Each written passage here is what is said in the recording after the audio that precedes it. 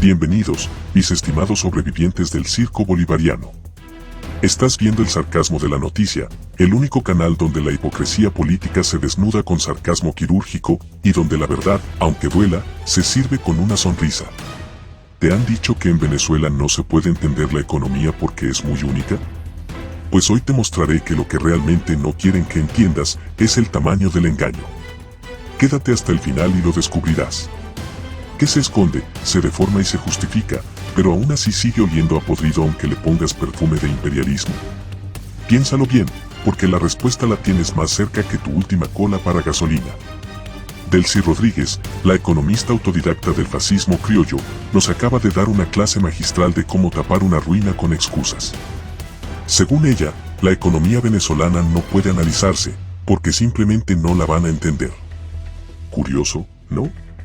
Una economía que pasó de ser una potencia petrolera a un bazar de trueques y remesas familiares, y resulta que el problema está en los libros, no en los ladrones. Pero claro, si Delcy estudiara economía de verdad, tendría que empezar por reconocer que las sanciones no cayeron del cielo. Fueron el resultado lógico del saqueo institucional que comenzó mucho antes de 2017. Con una desfachatez casi admirable, esta dama del desastre económico pretende que olvidemos la hiperinflación fabricada por el BCV, la destrucción deliberada de PDVSA, las confiscaciones ilegales y el despilfarro de la renta petrolera al mejor estilo del comandante eterno. Pero el teatro no termina ahí. Delcy, la misma que impulsa una ley antifascista mientras representa uno de los regímenes más represivos de América Latina, intenta convencernos de que el problema es externo y no interno.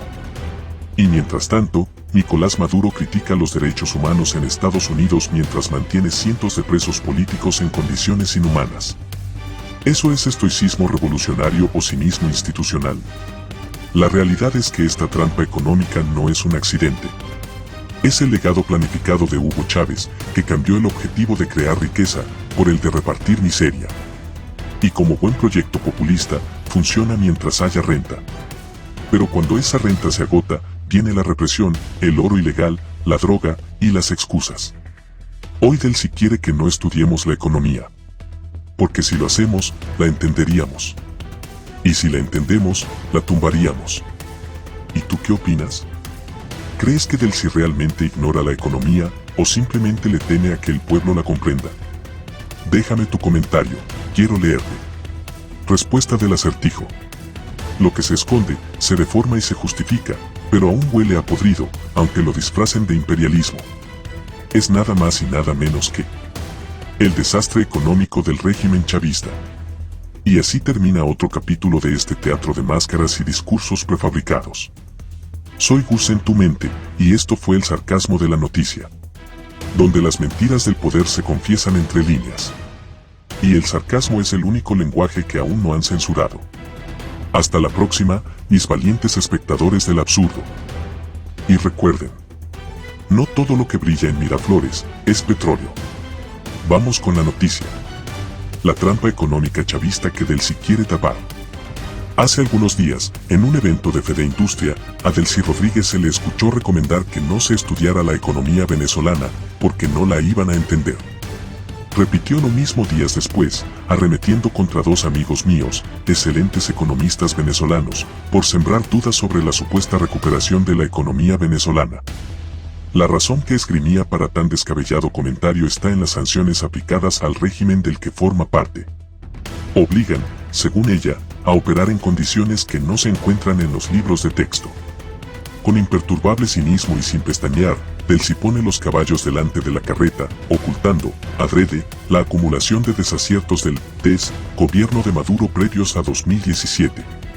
Año en que fueron impuestas las primeras sanciones que dejaron a nuestra economía exangüe, controles de precio y de tipo de cambio, despilfarro de los proventos del petróleo, corruptelas a granel, destrucción de la capacidad productiva de PDVSA, financiamiento monetario del déficit fiscal que desató la hiperinflación de noviembre 2017, confiscaciones y demás atropellos a los derechos del sector privado, desconocimiento de garantías contractuales, impago de deudas, en fin.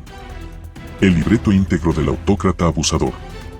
Por demás, los incumplimientos y transgresiones de Maduro y su equipo han sido la motivación principal para argumentar a favor de la imposición de esas sanciones. O sea, el régimen destruye la economía, provoca, con ello, la imposición de penalidades y luego se aprovecha de estas para echarles la culpa de su desastrosa gestión. Es víctima de la injusticia imperialista.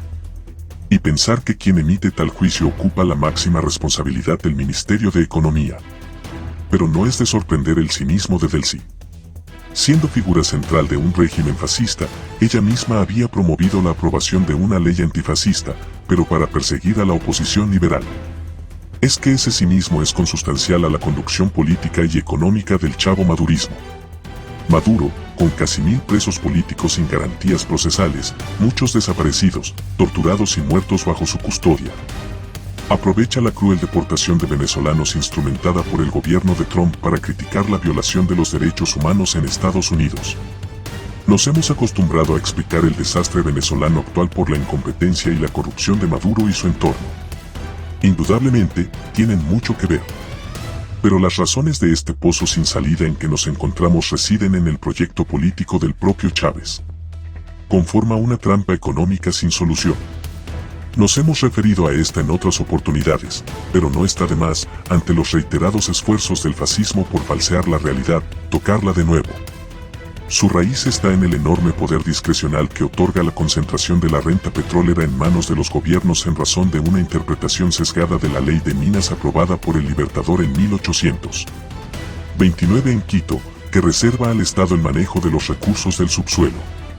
La convicción de que la Venezuela petrolera era rica, pero que los gobiernos de ADE y de COPEI no supieron o no quisieron satisfacer las justas aspiraciones del pueblo de Bolívar, sirvió de pretexto para que, una vez en el poder, Chávez centrara su gestión económica en el reparto directo de esa renta.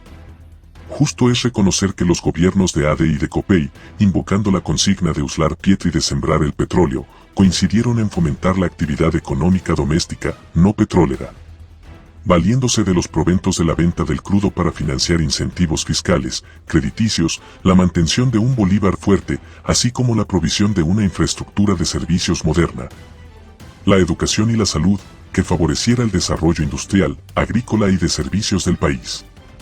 Como el petróleo sobrevaluaba el Bolívar, se erigieron barreras arancelarias y pararancelarias para proteger a la economía doméstica de la competencia externa.